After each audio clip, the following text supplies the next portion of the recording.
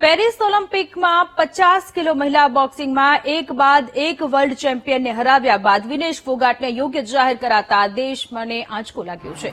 તેવામાં Vinesh ફોગાટને silver medal આપવા ભારતે દાવો માંડ્યો છે। દેશ સાથે ઓલિમ્પિકમાં રમી રહેલા વિદેશના અનેક ખેલાડીઓએ પણ વિનેશ માટે સિલ્વર મેડલની માંગ કરી છે, જેને લઈને આજે સુનાવણી યોજાશે। Court of arbitration for sports એટલે કે CASમાં વિનેશ સિલ્વર મેડલની હકદાર હોવાનો દાવો કરવામાં આવ્યો છે, જેના પર આજે સુનાવણી થઈ શકે છે।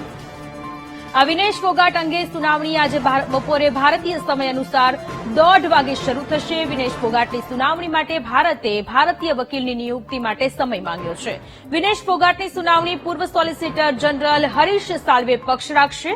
મહત્વનું છે કે 100 ગ્રામ વજન વધારે હોવાને લઈ વિનેશ ફોગાટ ફાઇનલ માટે અયોગ્ય જાહેર થયા હતા।